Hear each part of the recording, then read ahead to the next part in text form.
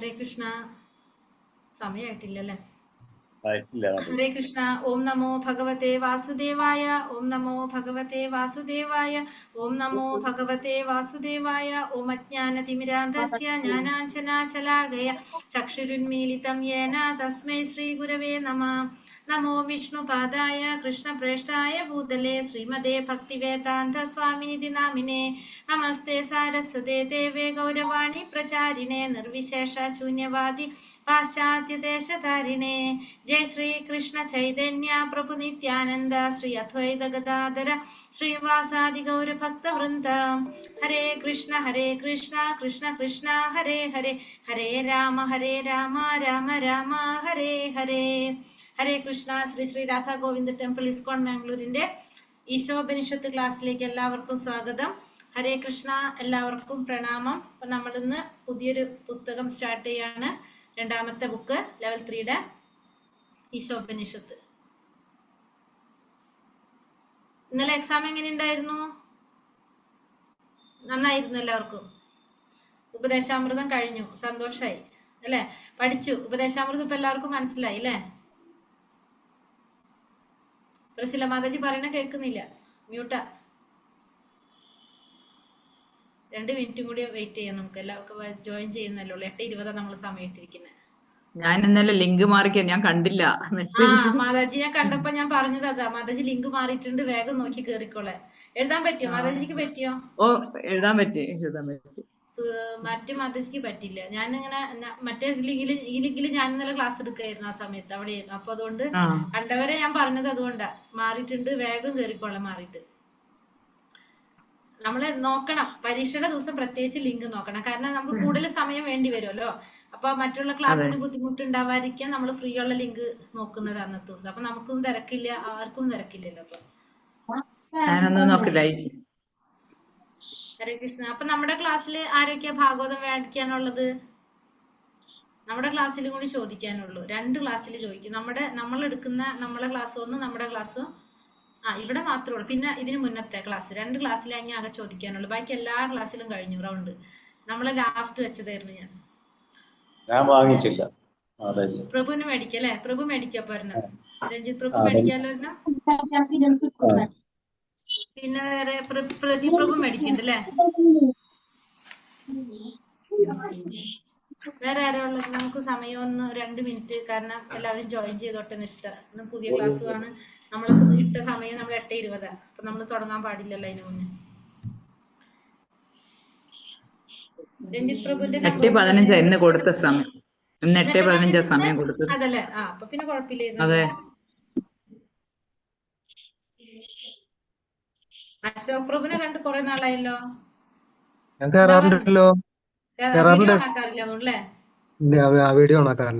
അതുകൊണ്ട് കാണാറില്ലാത്തത്. നമുക്കൊരു ഭാഗവതം മേടിച്ചാലോ മാതാജി? ഞാന് മറ്റേ 2700 രൂപയുടെ വേറെ വാങ്ങിച്ചു. അത് ആര് പറഞ്ഞത് പോയി മേടിക്കാൻ? ഇതല്ലേ മേടിക്കേണ്ടതായിരുന്നു. ഇത് 2000 വെച്ച് അടയ്ക്കണമെന്നല്ലേ മാതാജി പറഞ്ഞത്? സഹായിക്കില്ല. ഇപ്പോഴാണ് 1000 വെച്ചടച്ചോ? 1000 വെച്ചടച്ചോ? 2 ഞാൻ പറയാൻ മാതാജി. ആരെങ്കിലും പറഞ്ഞു അത് മേടിക്കാൻ? മാതാജി എന്റെ കയ്യിലുണ്ട് ഗുരുവായൂരപ്പൻ. അതില് ശ്ലോകങ്ങൾ മാത്രമേ ഉള്ളൂ, ഇതില്ല, സാരാംശമില്ല. ഇല്ല. അത് മേടിച്ചോ മാതാജി? മേടിച്ചോ? വേറെയുണ്ട്, വലിയൊരു ബുക്കുണ്ട്, വേറെയുണ്ട്. 2 ഭാഗവതം ഉണ്ട് വീട്ടില്. എല്ലാവരേലും ഉണ്ട്. ഇല്ലാത്ത ഇവിടെ ഞാനിപ്പോ നമ്മുടെ ഭാഗവതാണ് നമ്മൾ അടിസ്ഥാനമായിട്ട് പഠിക്കേണ്ടത്. മറ്റു പുസ്തകങ്ങൾ വായിച്ചു കഴിഞ്ഞാൽ നമുക്ക് കൺഫ്യൂഷനുകളൊക്കെ കൂടുതൽ. തീർച്ചയായും. അതെ, നമ്മളതാണ് മേടിക്കേണ്ടത്. നോക്കാം മാതാജി, പറയാ. ഹരേ കൃഷ്ണ മാതാജി. എന്റെ കയ്യിലും ഗുരുവായൂർ ദേവസ്വത്തിന്റെ ബുക്കാണുള്ളത്. എല്ലാവരും ഗുരുവായൂർ ദേവസ്വത്തിൽ പറഞ്ഞിട്ട് നമ്മളെ പറഞ്ഞിട്ട് കാര്യമില്ല. നമ്മള് നാട്ടില് ഓട്ടോമാറ്റിക്കലി എല്ലാവരും ഭാഗവതം എന്ന് പറയുമ്പോ അത് പോയി മേടിക്കും. പിന്നെ അത് കഴിഞ്ഞിട്ട് നമ്മുടെ ക്ലാസ്സുകൾ കേൾക്കുമ്പോഴാണ് നമുക്ക് മനസ്സിലാവാൻ. വേറെ ഓപ്ഷൻ ഇല്ല. പിന്നെ അതെ, സപ്താഹത്തില് പങ്കെടുത്തപ്പോ വാങ്ങിച്ചതാ. സപ്താഹത്തില് വാങ്ങിച്ചതായിരുന്നു. പറ്റുന്നവര് മേടിച്ചോളൂ. നമുക്ക് L4ന്റെ ക്ലാസ് തുടങ്ങുമ്പോൾ നമ്മളെ ക്ലാസ്സിൽ വായന വരും. ഭാഗവതത്തിന്റെ കൃഷ്ണ ബുക്കും ഇതും വായിക്കും നമ്മുടെ ക്ലാസ്സിൽ. അപ്പൊ ബുക്ക് ഉണ്ടെങ്കിൽ നിങ്ങൾക്ക് നല്ലതാ, എല്ലാവർക്കും വായിക്കാൻ പറ്റുമല്ലോ. എല്ലാവർക്കും കൃഷ്ണ ബുക്ക് ഞാൻ വാങ്ങിച്ചു. ഇനി അടുത്തത് ഭാഗവതം മേടിക്കണം. കൃഷ്ണ ബുക്ക് ഞാനും വാങ്ങിച്ചു. അത് കഴിഞ്ഞ അടുത്തത് ഭാഗവതാണ്. കൃഷ്ണ ബുക്ക് നമ്മൾ മേടിച്ചു എല്ലാവരും. കൃഷ്ണ അവിടെ ബുക്ക് പതുക്കെ സൺഡേ സത്സംഗത്തിന് ചെല്ലുമ്പോഴത്തേക്ക് ഓരോരോ ബുക്ക് മേടിപ്പിക്കും. ഇത് വായിക്കും എന്ന് പറഞ്ഞിട്ട്. കാരണം വെച്ചാൽ ആ ബുക്കിന്റെ നമ്മളിപ്പോ എന്താ ചെയ്യുന്ന വെച്ചാൽ ലെവൽ 3 കഴിഞ്ഞാൽ നിങ്ങൾക്ക് ആഴ്ചയിൽ ഒരു ക്ലാസ് ഉണ്ടാവുള്ളൂ. കാരണം നമുക്ക് ലെവൽ 3യുടെ പ്രസന്റേഷൻ ആണല്ലോ. അപ്പൊ അത് ചെയ്യാൻ കുറച്ച് കാര്യങ്ങൾ നിങ്ങൾക്ക് വേണം, സമയം വേണം. അപ്പൊ അതുകൊണ്ട് ക്ലാസ് ഡെയിലി വെച്ച് കഴിഞ്ഞാൽ നിങ്ങൾക്ക് ചെയ്താലും വരില്ല. ഇപ്പൊ ഇന്ന് നാളേക്ക് പെട്ടെന്ന് ചെയ്യാൻ പറഞ്ഞാൽ പറ്റില്ല. അപ്പൊ പിന്നെ ഉള്ള ദിവസങ്ങൾ നമുക്ക് ഓഫ് ആയിരിക്കും. അപ്പൊ നമ്മൾ എന്താ സംഭവിക്കുന്ന വെച്ചാൽ ആഴ്ചയിൽ ഒരു ക്ലാസ് ആകുമ്പോൾ നമ്മൾ മറന്നു പോകും. ക്ലാസ് തന്നെ മറന്നു പോകും നമ്മൾ ആഴ്ചയിൽ ഒരു ദിവസം ആകുമ്പോൾ. അപ്പൊ അത് കാരണം കൊണ്ട് നമ്മൾ എന്ത് ചെയ്യും, കൃഷ്ണ ബുക്ക് ഇപ്പൊ ഭാഗവതം കുറെ പേര് മേടിച്ചല്ലോ. അപ്പൊ എല്ലാവരും കൊണ്ട് വായിപ്പിക്കാന്നുള്ള നമ്മുടെ ഒരു ഉത്തരവാദിത്തമാണ് ഇനി. അപ്പൊ അതുകൊണ്ട് ആ രണ്ടും നമ്മുടെ ക്ലാസ്സിൽ വായനയാക്കാൻ പോവാണ് ഇനി. അപ്പൊ ഭാഗവതം വായിച്ചു തീരുമ്പോഴേക്കും ഏകദേശം 1 വർഷം പിടിക്കും. അപ്പൊ എന്തായാലും പെർമനന്റ് നമ്മൾ ഇവിടെ തന്നെ ഇരിക്കുകയും ചെയ്യല്ലാവരും. കാരണം കുറെ പുസ്തകം ഇല്ലേ അത്. അപ്പൊ അതുകൊണ്ട് ഓരോ ബുക്കും നല്ല വലിപ്പമുണ്ടോ? ഓരോ ബുക്കും വലുതാണോ? നമ്മളെ ഭഗവത്ഗീതയുടെ അത്രയും തന്നെ ഇതിനേക്കാളും വലുതുണ്ടോ? ഭഗവത്ഗീതയുടെ അതേ ഇതിലാണ് വരുന്നത്. അത്രയും പോലത്തെ ഒരു 17 പുസ്തകം. ഫസ്റ്റത്തെ കേണ്ടോ മാത്രം ഭഗവത്ഗീത 2 എണ്ണം വെച്ചാൽ അത്രയും പോലെ.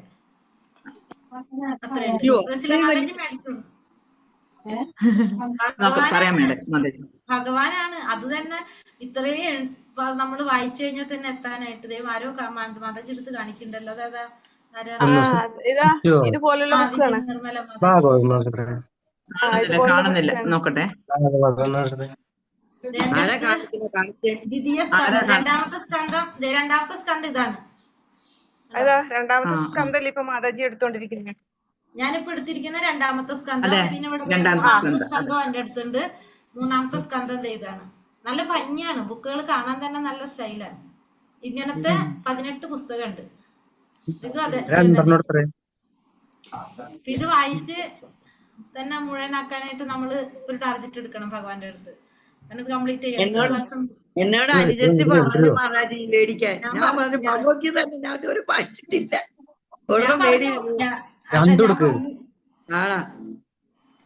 മാതാജി മേടിച്ചോ ഒരെണ്ണം. രാജി മാതാജി മേടിച്ചോ?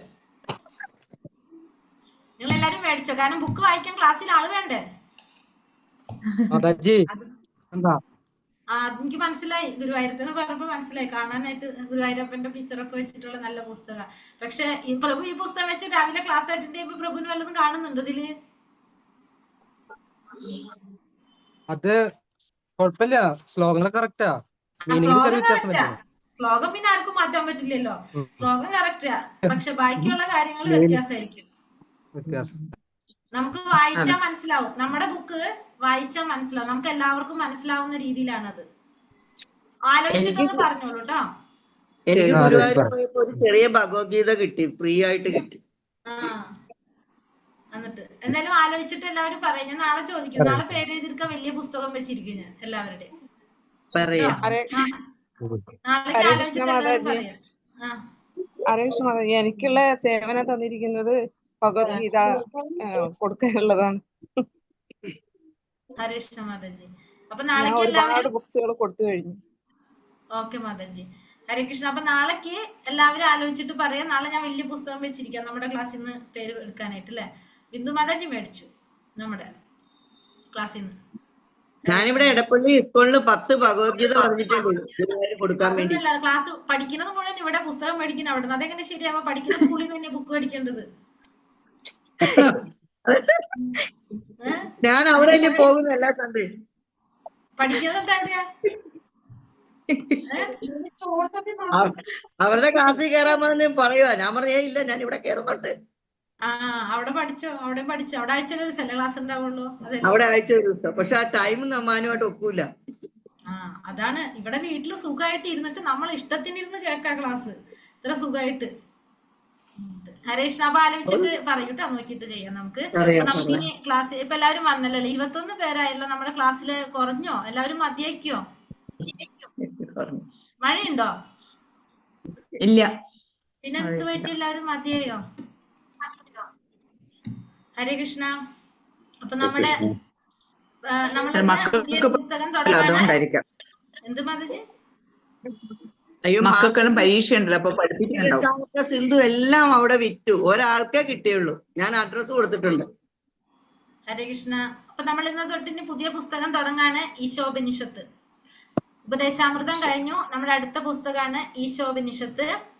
108 ഉപനിഷത്തുകളാണ് ഉള്ളത്. അതിൽ 10 ഉപനിഷത്ത് പ്രധാനപ്പെട്ടത്. അതില് ഒരെണ്ണാണ് ഇത് ഈശോപനിഷത്ത്. നമ്മൾ അതിലൊരെണ്ണം അതാണ് നമ്മൾ പഠിക്കുന്നത്. ഇതില് 18 മന്ത്രം പ്ലസ് ഒരു ധ്യാന മന്ത്രം കൂട്ടിയിട്ട് 19 മന്ത്രമാണ് ഇതിലുള്ളത്. 18 മന്ത്രം പ്ലസ് ഒരു ധ്യാന മന്ത്രം, അങ്ങനെ 19 മന്ത്രമാണുള്ളത്. ഇതേപോലെ തന്നെ ഇൻട്രൊഡക്ഷൻ നമ്മളെ സ്ലൈഡിൽ ഡീറ്റെയിൽ ആയിട്ടൊന്നും കൊടുത്തിട്ടില്ലാത്തതുകൊണ്ട് നമുക്ക് അല്ലാതെ പറഞ്ഞിട്ട് ധ്യാന മന്ത്രത്തിലേക്ക് പോകാം. അപ്പൊ നമ്മളെ ഫസ്റ്റ് തന്നെ ഇതിൽ പറയുന്നത് AC ഭക്തിവേദാന്ത സ്വാമി പ്രഭുപാദർ നടത്തിയൊരു പ്രഭാഷണത്തെ കുറിച്ചാണ് ആദ്യം അവതാരികയിൽ കൊടുത്തിരിക്കുന്നത്. അപ്പൊ അതില് ഫസ്റ്റ് നമ്മളോട് പറയുന്നത് വേദം എന്താണ്, വേദം എന്നാണ് ചോദിക്കുന്നത്. വേദം എന്നാൽ എന്താണ്? അറിവ്. ഇതിനാണ് വേദം എന്ന് പറഞ്ഞാല്. വേദം എന്ന് വെച്ചാല് അറിവ്. അപ്പൊ നമുക്കറിയാം, നമ്മൾ ഭഗവത്ഗീതയിൽ പഠിച്ചിട്ടുണ്ട്. 15ാമത്തെ അധ്യായത്തില് ഭഗവാൻ പറഞ്ഞിട്ടുണ്ട്, എല്ലാ വേദങ്ങളിലൂടെയും അറിയുന്നത് ആര് തന്നെയാണ്? ഭഗവാനെ തന്നെയാണ്. വേദങ്ങൾ ഉണ്ടാക്കിയതും ഭഗവാനാണ്. എല്ലാ വേദങ്ങളുടെയും ലക്ഷ്യം ഭഗവാനെ അറിയാന്നുള്ളതാണ്. അല്ലെ, എല്ലാതും ഭഗവാനിലേക്കാണ് എത്തുന്നത് നമ്മൾ മനസ്സിലാക്കി.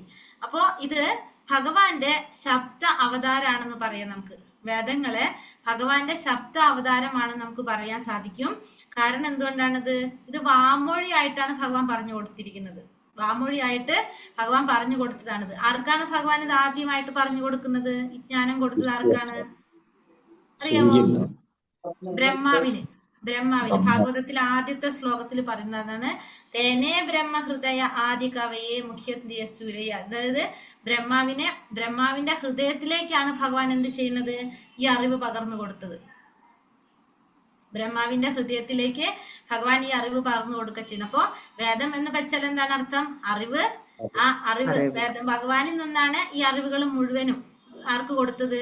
ഭഗവാൻ ബ്രഹ്മാവിന് പറഞ്ഞു കൊടുത്തത്. ബ്രഹ്മാവ് ആർക്ക് പറഞ്ഞു കൊടുത്തു? നാരദ മഹർഷിക്ക് പറഞ്ഞു കൊടുത്തു. നാരദ മഹർഷി വ്യാസ മഹർഷിക്ക് പറഞ്ഞു കൊടുത്തു. അങ്ങനെയാണ് നമ്മളെ ഈ അറിവ് നമുക്ക് കിട്ടിക്കുന്നത്. അങ്ങനെ ആ പരമ്പരയിലൂടെ വന്നാണ് നമുക്ക് ഈ അറിവ് കിട്ടിയിരിക്കുന്നത്. അല്ലെ, നമ്മള് ഭഗവത്ഗീതയിൽ പഠിക്കുന്നുണ്ട് നമ്മള്. അപ്പൊ ഇത് വാമൊഴിയായിട്ടാണ് എന്ത് ചെയ്യുന്നത്? ഭഗവാന്റെ ശബ്ദ അവതാരാണ് പറഞ്ഞത്. അതായത് ഇത് എഴുതി വെച്ചിട്ടുള്ളതല്ലതാരും. ഭഗവാൻ പറഞ്ഞു കൊടുത്തു. അടുത്ത ആൾക്ക് നാരദ മഹർഷിക്ക് പറഞ്ഞു കൊടുത്തു. ബ്രഹ്മാവിന് പറഞ്ഞു കൊടുത്തു. ബ്രഹ്മാവ് നാരദ മഹർഷിക്ക് പറഞ്ഞു കൊടുത്തു. വ്യാസ മഹർഷിക്ക് പറഞ്ഞു കൊടുത്തു. അതിങ്ങനെ വാമൊഴിയായിട്ടാണ് ഇത് പോയിക്കൊണ്ടിരുന്നത്. അതിനുശേഷം വ്യാസ മഹർഷിയാണ് എന്ത് ചെയ്തത്? ഇതിനെ ഗ്രന്ഥരൂപത്തിലാക്കുന്നത്. വ്യാസ മഹർഷിയാണ് ഗ്രന്ഥരൂപത്തിലേക്ക് ഇത് മാറ്റിയത്. കാരണം എന്തുകൊണ്ടാണ്? വ്യാസമഹർഷി ആരാണ്? ഭഗവാന്റെ തന്നെ അവതാരമാണ്. അല്ലെ, വ്യാസമഹർഷി കലിയുഗത്തിലുള്ള ജനങ്ങളുടെ പോരായ്മകൾ മനസ്സിലാക്കിക്കൊണ്ട്, കലിയുഗത്തിലുള്ള മനുഷ്യർ എങ്ങനെയാണെന്ന് പറഞ്ഞു. കലിയുഗത്തിലുള്ളവര് നമ്മൾ ഭാഗവതത്തിൽ പറഞ്ഞിട്ടുണ്ടായിരുന്നു. കലിയുഗത്തിൽ ഉള്ളവരെങ്ങനെയാണ്? മായയ്ക്ക് വശംവദരാണ്. മായയ്ക്ക് വശംവദരല്ലല്ലോ, ബുദ്ധിശക്തി കുറഞ്ഞവരാണ്, ഓർമ്മശക്തി കുറഞ്ഞവരാണ്, പിന്നെ അതുപോലെ തന്നെ അല്പായുസകളാണ്, ബുദ്ധികൂർമ്മത ഇല്ലാത്തവരാണെന്ന് മനസ്സിലാക്കിക്കൊണ്ട് വ്യാസമഹർഷി എന്ത് ചെയ്തു? ഈ വേദങ്ങളെ, അതായത് ഭഗവാൻ ബ്രഹ്മാവിന് പറഞ്ഞു കൊടുത്തത് ഒറ്റ വേദമാണ് പറഞ്ഞു കൊടുത്തത്. അപ്പൊ ഈ ഒറ്റ വേദത്തെ 4 വിഭജിച്ചു.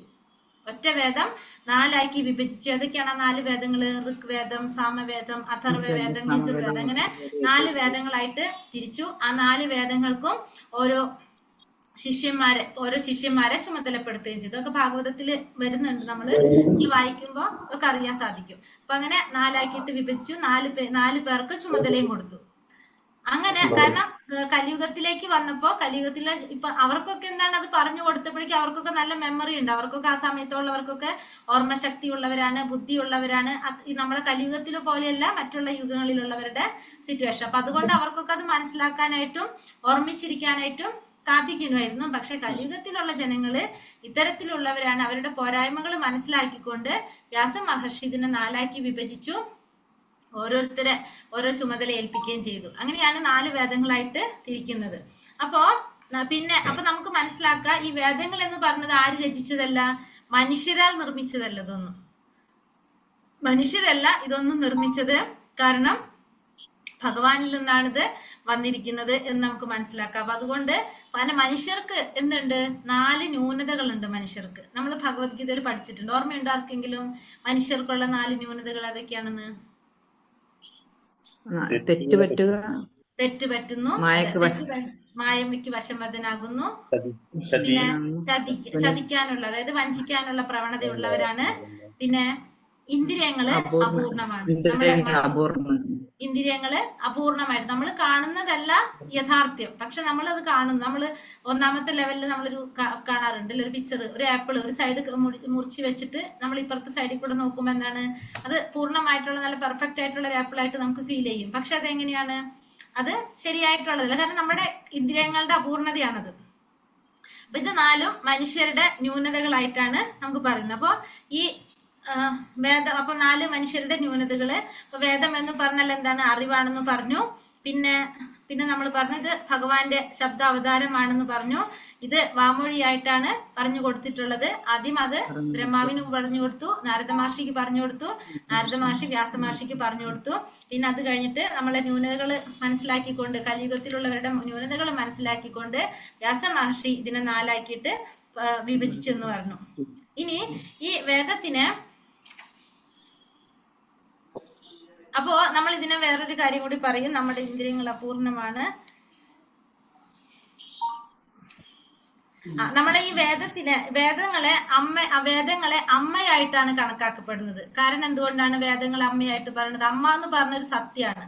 അപ്പൊ അമ്മ പറയുന്നത് നമ്മൾ വിശ്വസിക്കും. അമ്മ പറയുന്നത് നമ്മൾ വിശ്വസിക്കും. അമ്മ എന്ന് പറഞ്ഞാൽ സത്യമാണ്, അത് നമ്മൾ വിശ്വസിക്കുന്നു. അപ്പൊ നമ്മളോട് പറയാണ് ഇന്ന ആളാണ് നമ്മുടെ അച്ഛൻ എന്ന് പറഞ്ഞാൽ നമ്മൾ അത് വിശ്വസിക്കുന്നു. അതേപോലെയാണ് വേദങ്ങളിൽ പറയുന്നത് നമ്മൾ എന്ത് ചെയ്യും? നമ്മൾ വിശ്വസിക്കും. അപ്പൊ അതില് നമുക്കിപ്പോ അറിയാം, നമ്മള് എന്താണ് പറയാ, ചാണകം എന്ന് പറഞ്ഞാല് ഒരു മൃഗത്തിന്റെ മലമാണ് അല്ലെ ചാണകം. പക്ഷെ നമ്മൾ അതെന്തിനാണ് ഉപയോഗിക്കുന്നത്? അത് നമ്മള് ശുദ്ധീകരണത്തിന് വേണ്ടിയിട്ട് ഒരു വിശുദ്ധ വസ്തുവായിട്ടാണ് നമ്മൾ എന്തിനെ കരുതുന്നത്? ചാണകത്തെ കരുതുന്നത്. എന്തുകൊണ്ടാണത്? നമ്മുടെ ശാസ്ത്രങ്ങളിൽ പറഞ്ഞത് കൊണ്ട് നമ്മളത് ശുദ്ധീകരണ പ്രവർത്തികൾക്ക് വേണ്ടിയിട്ട് നമ്മൾ എന്തുപയോഗിക്കുന്നു? ആ ഒരു മൃഗത്തിന്റെ മലമായിരുന്നിട്ട് കൂടി നമ്മൾ അത് ഉപയോഗിക്കുന്നു. നമ്മൾ വേറെ ഒന്നിന്റെ നമ്മൾ ചെയ്യില്ല, പക്ഷെ ചാണകം നമ്മൾ എടുക്കുന്നു. കാരണം അത് നമ്മളെ ശാസ്ത്രങ്ങൾ വേദങ്ങളിൽ പറഞ്ഞത് കൊണ്ട് നമ്മൾ അതനുസരിക്കുന്നു. അതേപോലെ തന്നെ ശംഖ് എന്താണ്? ഒരു ജീവിയുടെ അസ്ഥിയാണത്. പക്ഷെ അസ്ഥി നമ്മൾ എടുത്ത സാധാരണ നമ്മൾ എന്താ ചെയ്യാ? നമ്മൾ പിന്നെ കുളിച്ച് ശുദ്ധിയാവണം എന്ന് പറയും. പക്ഷെ ശംഖ് നമ്മൾ എന്തിനാ ഉപയോഗിക്കുന്നത്? പൂജാകാരി കർമ്മങ്ങൾക്കാണ് നമ്മൾ അത് ഉപയോഗിക്കുന്നത്. അപ്പൊ അതും എന്തുകൊണ്ട് ഉപയോഗിക്കുന്നു? അത് നമ്മുടെ ശാസ്ത്രങ്ങളിൽ പറയുന്നത് കൊണ്ട് നമ്മൾ അത് ഉപയോഗിക്കുന്നു. അതായത് നമ്മുടെ ശാസ്ത്രങ്ങളിൽ എന്താണോ പറയുന്നത് അത് നമ്മൾ അതേപടി അനുസരിക്കുകയാണ്. കാരണം അതില് പിന്നെ വേറെ എന്തില്ല, അതിനെ നമ്മൾ വിശ്വസിക്കുകയാണ്. അതിൽ നമുക്ക് വേറെ സംശയങ്ങളൊന്നുമില്ല. അപ്പൊ അതുകൊണ്ട് നമ്മൾ എന്ത് പറയുന്നു? വേദങ്ങൾ എന്ന് പറഞ്ഞാല് അമ്മയാണെന്ന് നമുക്ക് പറയാം. അമ്മയോടാണ് ഇതിനെ ഉപമിച്ചിരിക്കുന്നത്.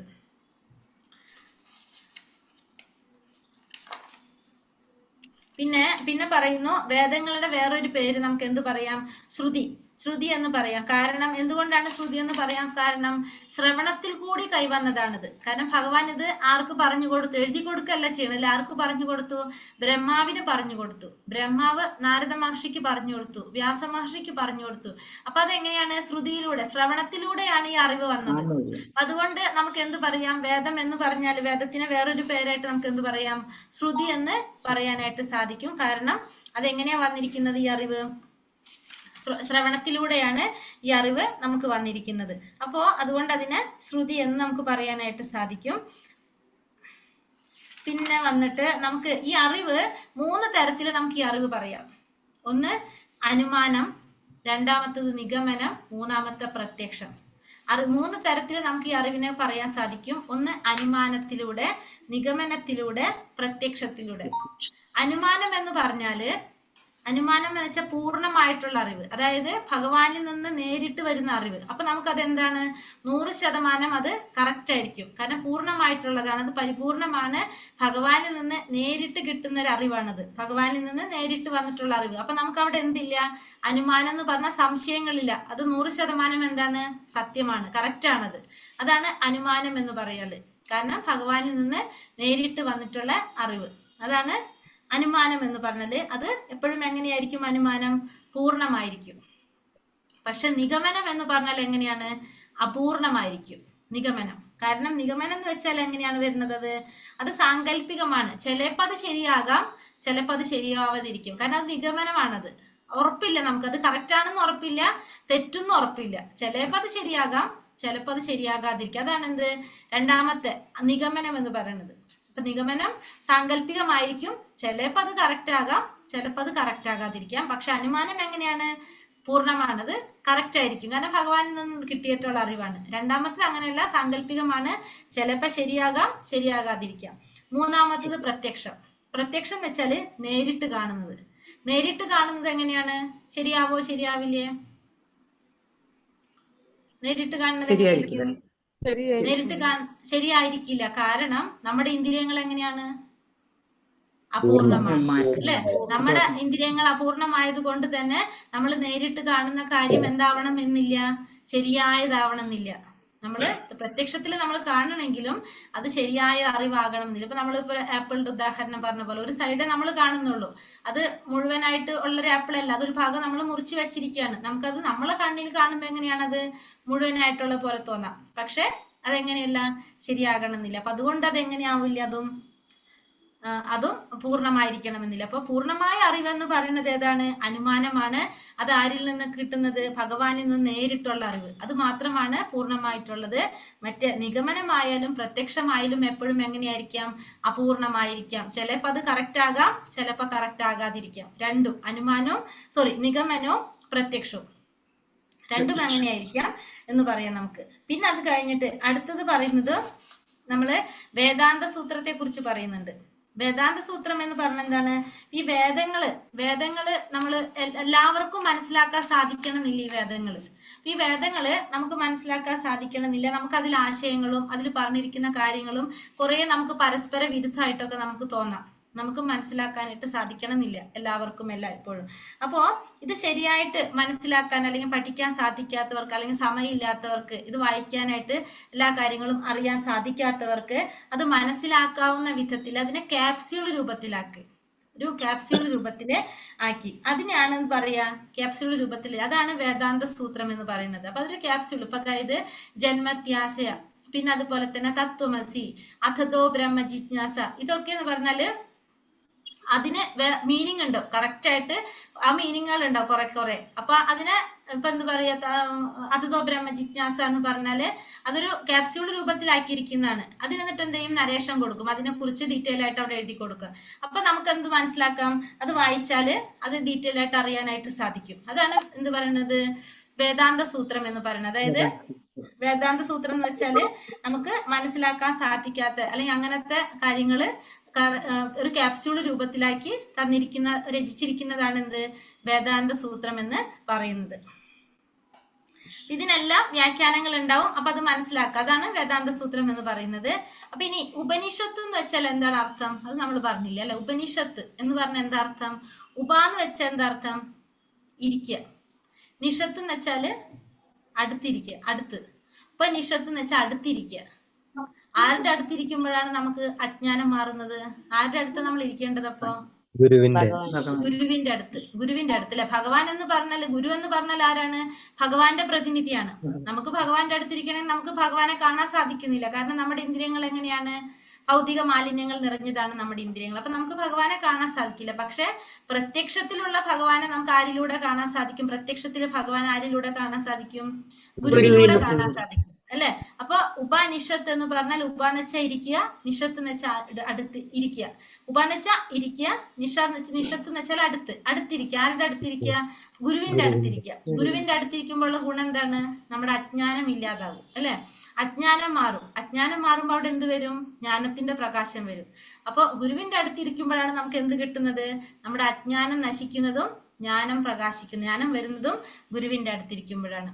അപ്പൊ നമ്മള് ഉപനിഷത്തിലൂടെ നമുക്ക് എന്താ മനസ്സിലാക്കി തന്നെ ഈ ഈശോപനിഷത്ത് പഠിക്കാനായിട്ട് പ്രധാനപ്പെട്ട ഒരു കാരണം ഈശോപനിഷത്തിലൂടെ നമുക്ക് സ്ഥാപിച്ചു തരാണ്, മനസ്സിലാക്കി തരാണ് ഭഗവാൻ എന്ന് പറയുന്നത് ഒരു വ്യക്തിയാണ്, ഭഗവാൻ ഒരു രൂപമുണ്ട് എന്ന് നമുക്ക് മനസ്സിലാക്കി തരാണ് ഈ ഉപനിഷത്തില്. അതായത് മായാവാദികൾ അല്ലെങ്കിൽ നിർവ്യക്തിഗതവാദികളൊക്കെ എന്താ പറയുന്നത്? ഭഗവാൻ ഒരു രൂപമില്ല എന്ന് പറയുന്നവരാണ്. അപ്പൊ ഈ ഉപനിഷത്തില് നമുക്ക് ക്ലിയർ ആയിട്ട് പറയുന്നുണ്ട് ഭഗവാൻ ഒരു വ്യക്തിയാണ്, ഭഗവാൻ ഒരു രൂപമുണ്ട് എന്ന് മനസ്സിലാക്കി തരുന്നതാണ്. അപ്പൊ ആരെങ്കിലും അങ്ങനെ പറയുന്നവർക്ക് നമുക്ക് ഏത് ഉപനിഷത്തിലൂടെ സ്ഥാപിക്കാൻ സാധിക്കും? അല്ല, ഭഗവാൻ ഒരു വ്യക്തിയാണെന്ന് സ്ഥാപിക്കാനായിട്ട് ഈശോപനിഷത്തിലൂടെ നമുക്ക് സാധിക്കും. അതാണ് ഇതിൽ പറയുന്ന മന്ത്രങ്ങളിൽ പറഞ്ഞു വരുന്നത്. ഈശോപനിഷത്ത് എന്ന് പറയുന്നത് യജുർവേദത്തിന്റെ, ഇപ്പൊ 4 വേദങ്ങളുണ്ടല്ലോ, അതിൽ യജുർവേദത്തിൽ വരുന്നതാണ് എന്ത്? ഈശോപനിഷത്ത്. ഈശോപനിഷത്ത് വരുന്നത് യജുർവേദത്തിലാണ് വരുന്നത്. 108 ഉപനിഷത്തുകള്, അതില് 10 പ്രധാനപ്പെട്ട ഉപനിഷത്തുകളിൽ ഒരെണ്ണാണ് ഈശോപനിഷത്ത്. പിന്നെ നമ്മൾ ഇതിൽ പറഞ്ഞു വേദം എന്ന് പറഞ്ഞാല് അറിവാണ്, അത് ഭഗവാനിൽ നിന്ന് വരുന്ന അറിവ്, വാമൊഴിയായിട്ട് വന്നത് കൊണ്ട് അതിനെ ശ്രുതി എന്ന് നമുക്ക് പറയാൻ സാധിക്കും എന്ന് പറഞ്ഞു. പിന്നെ അത് ബ്രഹ്മാവിനാണ് ആദ്യം പറഞ്ഞു കൊടുത്തത്, അതിനുശേഷം അത് നാരദ മഹർഷിക്ക്, വ്യാസ മഹർഷിക്ക്, അങ്ങനെ മാറി മാറി വന്ന് ആണ് പോയത്. പിന്നെ വ്യാസമഹർഷിയാണ് ഇതിനെ 4ആക്കി വിഭജിക്കുന്നത്. അതിനുശേഷം വ്യാസമഹർഷി ഈ 4 വേദങ്ങൾ സൃഷ്ടിച്ചു എന്ന് മാത്രമല്ല, പിന്നെ അദ്ദേഹം എന്ത് ചെയ്തു? 18 പുരാണങ്ങൾ എഴുതി. പിന്നെ അതുപോലെ തന്നെ പുരാണങ്ങളും ഉപനിഷത്തുകളും ഇതൊക്കെ രചിച്ചിട്ടും അദ്ദേഹത്തിന് എന്ത് വന്നില്ല? സംതൃപ്തി അനുഭവപ്പെട്ടില്ല. സംതൃപ്തി അനുഭവപ്പെടാതെ വന്നപ്പോ അദ്ദേഹം നാരദ മഹർഷിയുടെ ഉപദേശപ്രകാരമാണ് അദ്ദേഹം എന്ത് രചിക്കുന്നത്? എന്താ രചിക്കുന്നത്? ഭാഗവതം രചിക്കുന്നത്. കാരണം എന്തുകൊണ്ടാണ് അദ്ദേഹത്തിന് സംതൃപ്തി അനുഭവപ്പെടാത്തത്? ഭഗവാനെ കുറിച്ച് വിസ്തരിച്ച് എഴുതിയില്ല അദ്ദേഹം. അപ്പൊ അദ്ദേഹത്തിന് സംതൃപ്തി അനുഭവപ്പെട്ടില്ല. അങ്ങനെ നാരദ മഹർഷിയുടെ ഉപദേശപ്രകാരമാണ് അദ്ദേഹം ഭാഗവതം വിസ്തരിച്ചെഴുതുന്നത്. അങ്ങനെയാണ് നമ്മുടെ 10ാമത്തെ സ്കന്ധം, ഭഗവാനെ കുറിച്ച് പറഞ്ഞ 10ാമത്തെ സ്കന്ധം കുറേ ഉള്ളത്. 10ാമത്തെ സ്കന്ധമാണ് ഏറ്റവും വലിയ സ്കന്ധം. അതിൽ ഇത്രയും വന്നിരിക്കുന്നതിന്റെ കാരണം അതാണ്. അപ്പൊ ഇത്രയാണ് നമ്മുടെ ഇതിന്റെ അവതാരികയിൽ പറഞ്ഞിരിക്കുന്നത്. ഈ പറഞ്ഞതിൽ എന്തെങ്കിലും സംശയങ്ങളുണ്ടോ നമുക്ക്? ഹരേ കൃഷ്ണ. ഹരേ കൃഷ്ണ. ഇല്ല മാതാജി. ഓക്കെ ആണല്ലേ. അപ്പൊ നമുക്ക് അടുത്തേക്ക് പോകാം, ധ്യാനമന്ത്രത്തിലേക്ക് പോകാം. ധ്യാനമന്ത്രം കാണാതെ പഠിക്കാം നമുക്ക് എല്ലാവർക്കും. ധ്യാനമന്ത്രം കുറെ അറിയുണ്ടാവും എല്ലാവർക്കും, അല്ലാത്തവരത് പഠിക്കാം നമുക്ക്. ധ്യാനമന്ത്രം ഇതിലും നമ്മളെ ഉപദേശാമൃതം പോലെ തന്നെയാണ് നമ്മുടെ എക്സാം നടക്കുക.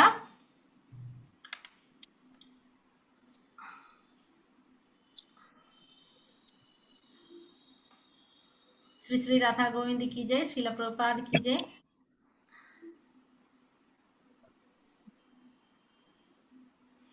ധ്യാനമന്ത്രം. ഓം നമോ ഭഗവതേ വാസുദേവായ. ഓം പൂർണ്ണമദ പൂർണ്ണമിദം പൂർണ്ണാത് പൂർണ്ണമുദച്യത്തെ പൂർണ്ണസ്യ പൂർണ്ണമാദായ പൂർണ്ണമേവാവശിഷ്യത്തെ. ഓം പൂർണ്ണമദ പൂർണ്ണമിദം പൂർണ്ണാത് പൂർണ്ണമുദച്യത്തെ പൂർണ്ണസ്യ പൂർണ്ണമാദായ പൂർണ്ണമേവാവശിഷ്യത്തെ. ചൊല്ലിക്കൂടെ എല്ലാവരും കൂടി.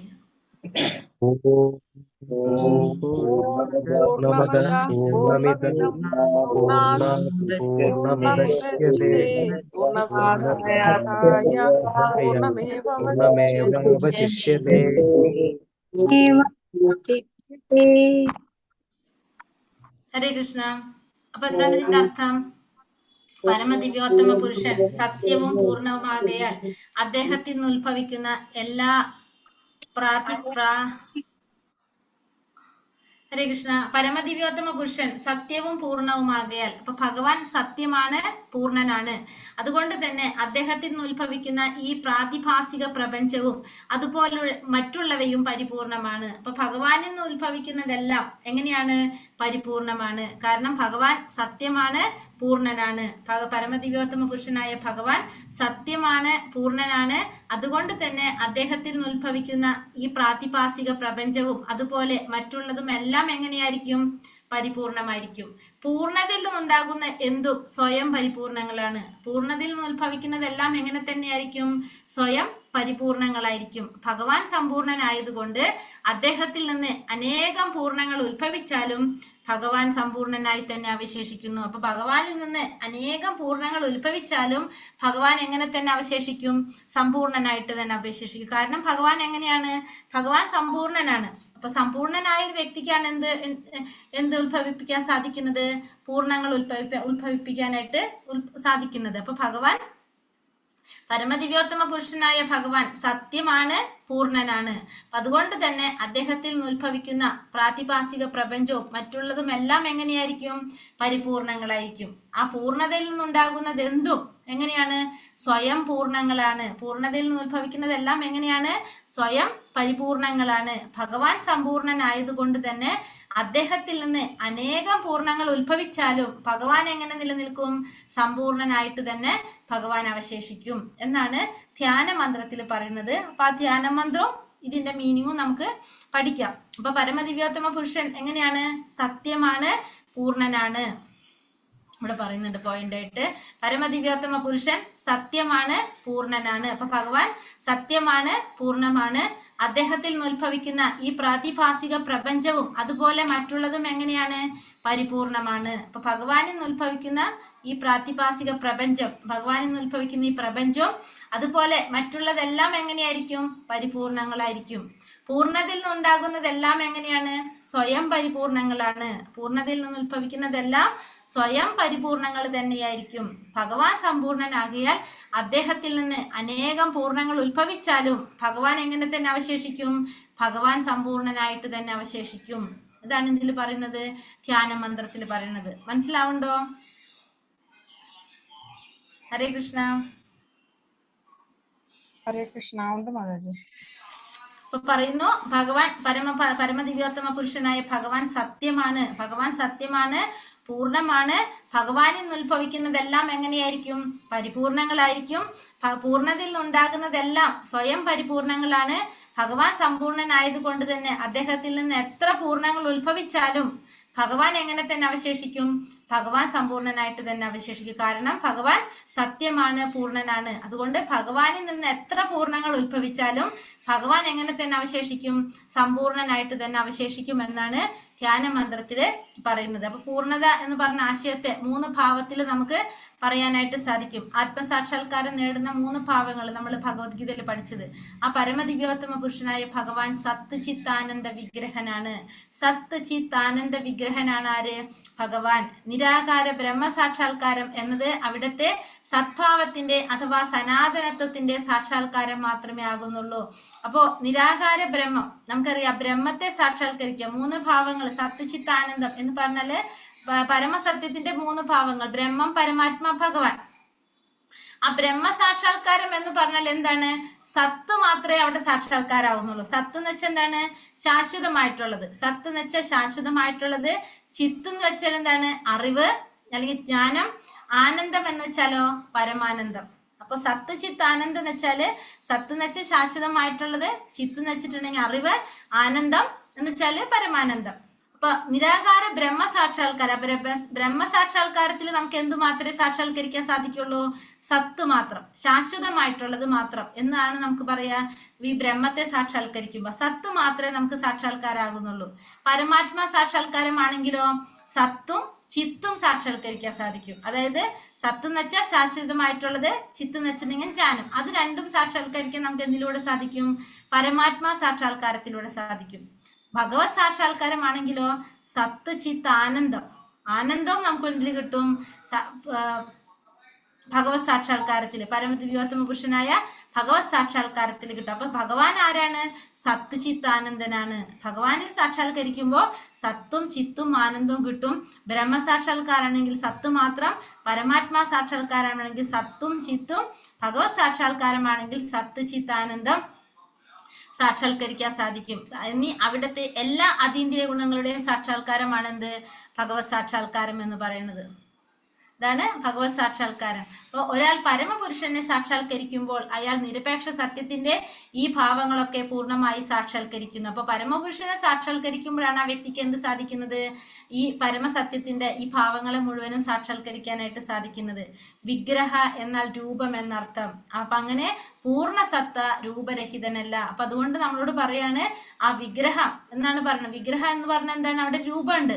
അപ്പൊ ഭഗവാൻ പൂർണ്ണ സത്തയായിട്ടുള്ള പരമദിവ്യോത്തമ പുരുഷനായ ഭഗവാൻ അല്ലെങ്കിൽ ആ പരമസത്യം എന്ന് പറയുന്നത് എങ്ങനെയല്ല? ഒരിക്കലും രൂപരഹിതനല്ല എന്നാണ് ഇവിടെ പറയുന്നത്. ഒരു പൂർണ്ണസത്ത രൂപരഹിതമല്ല. കൃഷ്ണനില്ലാത്ത പ്രപഞ്ചം അപൂർണമാണ്. ഭഗവാൻ ഇല്ലാത്ത പ്രപഞ്ചം എങ്ങനെയാണ്? അപൂർണമായിട്ടാണ് പറയുന്നത്. ഈ ഭൗതിക ലോകത്തിൽ നിന്ന് പുറത്തു കടക്കാൻ കൃഷ്ണന് നമുക്കൊരു സമ്പൂർണ്ണ ക്രമീകരണം ചെയ്തിട്ടുണ്ട്. അപ്പൊ നമുക്കറിയാം, നമ്മൾ ഈ ഭൗതിക ലോകം എന്ന് പറയുന്നത് ദുഃഖാലയമാണെന്ന് ഭഗവാൻ പറഞ്ഞു. ഇവിടെ നിന്ന് പുറത്ത് കടക്കണമെങ്കിൽ നമുക്ക് എന്ത് വേണം? നമുക്ക് ഭഗവാനെ കുറിച്ചുള്ള അറിവ് വേണം, നമുക്ക് ഭഗവാനിൽ ഭക്തി വേണം. ജ്ഞാനം നേടിയാലേ നമുക്ക് എന്ത് സാധിക്കുള്ളൂ? നമ്മൾ പറഞ്ഞു അല്ലെ, ഉപദേശാമൃതത്തിൽ എന്ത് പറഞ്ഞു? കർമ്മിയായിരിക്കും, കർമ്മിയിൽ നിന്ന് ആരാകും? ജ്ഞാനിയാകും, ജ്ഞാനിയിൽ നിന്ന് ഭക്തനാകും എന്ന് പറഞ്ഞു അല്ലെ. ഭക്തിയിൽ നിന്ന് പ്രേമഭക്തിയിലേക്ക് കടക്കും. അങ്ങനെ നമ്മൾ പറഞ്ഞു. അപ്പോ ഈ ഭൗതിക ലോകത്തിൽ നിന്ന് നമുക്ക് പുറത്ത് കടക്കണമെങ്കിൽ നമുക്ക് എന്ത് വേണം? ഭഗവാനെ കുറിച്ചുള്ള അറിവ് വേണം. അറിവ് നേടിക്കഴിഞ്ഞാൽ നമുക്ക് എന്ത് സാധിക്കും? ഭക്തിയിലൂടെ ഭഗവാനെ പ്രാപിക്കാനായിട്ട് നമുക്ക് പ്രാപിക്കും. അപ്പൊ അതിന് വേണ്ടിയിട്ട് ഭഗവാൻ ഒരു സമ്പൂർണ്ണ ക്രമീകരണം തന്നെ ഭഗവാൻ ചെയ്തിട്ടുണ്ട്. കാരണം നമുക്ക് ഭഗവാനെ കുറിച്ച് മനസ്സിലാക്കുമ്പോഴാണ് നമുക്ക് എന്ത് സാധിക്കുന്നത്? ഭക്തി വരുന്നത്, ഭഗവാനെ പ്രാപിക്കാൻ നമുക്ക് സാധിക്കുന്നത്, ഭക്തിയുടെ സേവനം ചെയ്യാൻ നമുക്ക് ആഗ്രഹം വരുന്നത്. അപ്പൊ അതുകൊണ്ട് ഭഗവാൻ എന്ത് ചെയ്തിട്ടുണ്ട്? ഈ ഭൗതിക ലോകത്തു നിന്ന് പുറത്ത് കടക്കാനായിട്ട് ഭഗവാൻ സമ്പൂർണ്ണ ക്രമീകരണം ഭഗവാൻ ചെയ്തിട്ടുണ്ട്. പരമപുരുഷന്റെ ബാഹ്യശക്തി എന്ന നിലയിൽ ഭഗവാന്റെ എല്ലാ ശക്തികളും പൂർണ്ണമായി കണക്കാക്കപ്പെടുന്നു. ബാഹ്യശക്തി എന്ന നിലയിൽ ഈ പ്രതിഭാസ ലോകവും സ്വയം സമ്പൂർണമാണ്. അപ്പൊ ഭഗവാന്റെ ബാഹ്യശക്തി എന്ന നിലയില് ഈ പ്രതിഭാസ ലോകം, ഈ പ്രപഞ്ചം എങ്ങനെയാണ്? സ്വയം സമ്പൂർണമാണ്. ഈ പ്രപഞ്ചത്തിലെ പൂർണ്ണാംശങ്ങൾക്ക് ഉദാഹരണങ്ങൾ, പ്രപഞ്ചം സമ്പൂർണമാണ്. ഈ പ്രപഞ്ചത്തിലെ പൂർണ്ണാംശങ്ങൾക്ക് ഉദാഹരണം എന്തൊക്കെയാ പറയുന്നത്? ജീവാത്മാക്കള്, 84 ലക്ഷം ജീവാത്മാക്കള് ഒക്കെ പൂർണ്ണാംശങ്ങൾക്ക് ഉദാഹരണം പറയാണ്. പിന്നെ സൂര്യൻ, നമ്മുടെ ശരീരം, പ്രപഞ്ചം, ഇതെല്ലാം എങ്ങനെയാണ്? പൂർണ്ണാംശങ്ങളായിട്ട് പ്രവർത്തിക്കുന്നതാണ്. അപ്പൊ ഇതൊക്കെ ഈ പ്രപഞ്ചത്തിന്റെ പൂർണ്ണാംശങ്ങൾക്ക് ഉദാഹരണം പറയുന്നതാണ് ഈ 84 ലക്ഷം ജീവിവർഗങ്ങള്. അതുപോലെ തന്നെ സൂര്യൻ, നമ്മുടെ ശരീരം, പ്രപഞ്ചം, ഇതെല്ലാം എന്താണ്? പൂർണ്ണ അംശങ്ങളായിട്ട് പ്രവർത്തിക്കുന്നതാണ്. അപ്പൊ ഇത് എങ്ങനെയാണ് നമുക്കൊന്നുകൂടി പറയാൻ ഇവിടെ. അതായത് പരിപൂർണ സത്തയെ സാക്ഷാത്കരിക്കുന്നതിന് വേണ്ടി സൂക്ഷ്മങ്ങളായ പൂർണ്ണാംശങ്ങൾക്ക് എല്ലാ സൗകര്യങ്ങളും ചെയ്തിട്ടുണ്ട്. അപ്പൊ പരിപൂർണ സത്തയായിട്ടുള്ള ആ സാക്ഷാത്കാരം, ഭഗവത് സാക്ഷാത്കാരം, അതിന് വേണ്ടിയിട്ട് സൂക്ഷ്മമായ പൂർണ്ണ അംശങ്ങൾക്ക് എല്ലാ സൗകര്യങ്ങളും നൽകിയിട്ടുണ്ട്. അങ്ങനെ പൂർണ്ണ സത്ത ഒരിക്കലും എങ്ങനെയല്ല? രൂപരഹിതനല്ല. ഭഗവാൻ രൂപരഹിതനായിരുന്നുവെങ്കിൽ അവിടെ നിന്ന് പൂർണ്ണനാകാനിടയില്ല. അതായത് ഭഗവാൻ രൂപരഹിതനായിരുന്നെങ്കിൽ എന്താണ്? ഭഗവാന്റെ സൃഷ്ടിയേക്കാൾ ഏതെങ്കിലും വിധത്തിൽ കുറവുള്ളവനായിരുന്നെങ്കിൽ ഭഗവാൻ എങ്ങനെയായില്ല? പൂർണ്ണനാകാനിടയില്ല. കാരണം ഭഗവാൻ പൂർണ്ണനായിരുന്നത് കൊണ്ടാണ് രൂപരഹിതനായിരുന്നെങ്കിൽ ഭഗവാന്റെ സൃഷ്ടികളും എങ്ങനെ തന്നെയായിരിക്കും? അതേപോലെ തന്നെയായിരിക്കും. അപ്പൊ ഭഗവാൻ പൂർണ്ണനായത് കൊണ്ടാണ് ഭഗവാന്റെ സൃഷ്ടികളും എങ്ങനെയാണ് ആകുന്നത്? പൂർണ്ണതയുള്ളത്. പൂർണ്ണത എന്നത് ആന്തരികമായിട്ടും ബാഹ്യമായിട്ടും സകലതും ഉൾക്കൊള്ളുന്നതും നമ്മുടെ ഭാവനയ്ക്കൊക്കെ അതീതവും ആവണം. മറിച്ചായാൽ അത് പൂർണ്ണമല്ല. അപ്പൊ പൂർണ്ണത എന്നതുകൊണ്ട് എന്താ ഉദ്ദേശിക്കുന്നത്? പൂർണ്ണസത്ത എന്ന് പറയുന്നത് ആന്തരികമായിട്ട് ബാഹ്യമായിട്ട് സകലതും ഉൾക്കൊള്ളുന്നതായിരിക്കും. നമ്മുടെ ഭാവനയ്ക്ക് അതീതവുമായിരിക്കും. നമ്മുടെ ഭാവനയ്ക്ക് അതീതം അല്ലെങ്കിൽ അചിന്യമായിരിക്കും. അതാണ് എന്ത്? പൂർണ്ണസത്ത.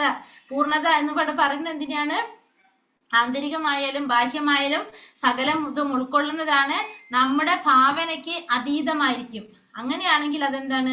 പൂർണ്ണതയുള്ളതാണ്, പൂർണ്ണനാണെന്ന് പറയാം, പൂർണ്ണതയുള്ളതാണെന്ന് പറയാം. നമ്മുടെ ഭാവനയ്ക്ക് അല്ലെങ്കിൽ നമ്മുടെ ചിന്തകൾക്ക് അചിന്യമായിട്ടുള്ളത് അല്ലെങ്കിൽ നമ്മുടെ ചിന്തകൾക്ക് അപ്പുറത്തുള്ളത്, അതീതമായിട്ടുള്ളത് കൊണ്ട് അതിനെ നമുക്ക് എന്ത് പറയാം?